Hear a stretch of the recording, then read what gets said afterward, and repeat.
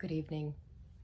All right, back to consciousness and feeling and spirituality and creating with feeling. For my own personal journey, one of the most pivotal books of my life has been Conversations with God, written in 1993 by Neale Donald Walsch, who was just frustrated and decided to sit down and write some angry questions to God, and to his surprise, things started coming through. Consciousness is going to require you to be a little open-minded and maybe not poo-poo some things that sound a little bit weird. I mean, Abraham Hicks is channeled, right? Seth, there's lots of channeled teachings. But I'm going to link to a review. I'm not going to review it again myself because it's just been done a million times. This was a huge book, huge series of books. Lots of people were brought to consciousness by it. But right from the beginning, the message is that feeling is the language of the soul. And one of my favorite quotes is that your message is your life lived. Live it for you. If other people, find whatever you're doing inspiring, then it gives you an opportunity to talk to them about whatever it is that works. Golden Bubble and Feeling.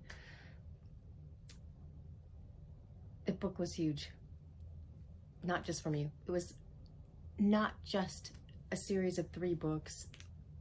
It went on with follow-ups, the new revelations, friendship with God. Like, the teachings are long and deep, touch on all kinds of subjects.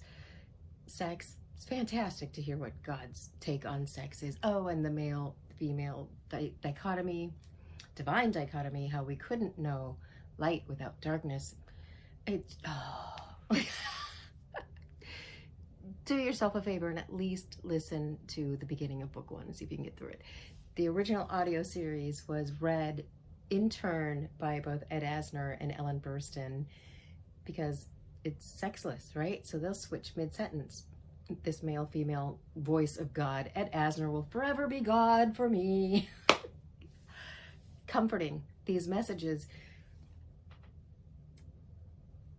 go back to that feeling. For me, as you'll see in this review I'll link to, the feelings, the teachings just felt true, right? Like, this resonated as truth for me. Like, if I were to have a conversation with God, this is exactly what I would expect God to say or feel about all the subjects. It's ridiculous the number of hours I've spent listening, and I encourage you to. And as for a lesson in how feeling is manifesting opportunities in my life,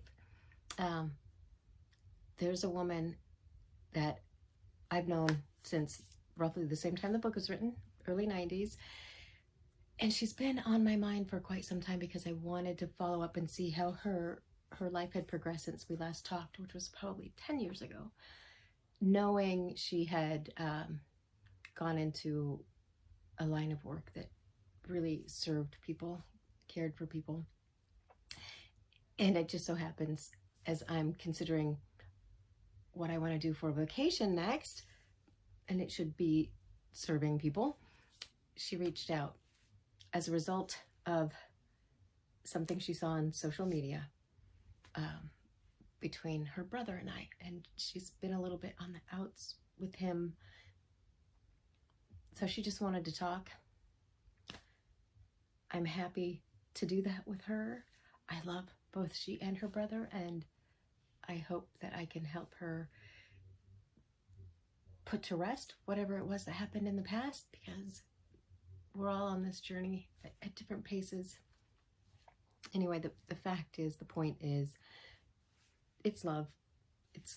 It's love that called her to reach out to me, knowing, my connection with the whole family and looking for healing and comfort. And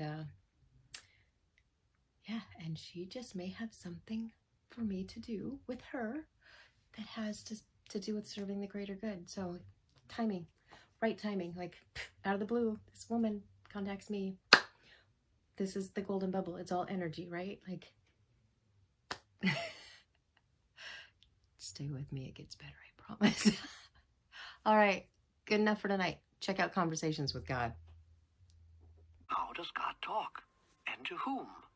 I talk to everyone. All the time. The question is not to whom do I talk, But who listens?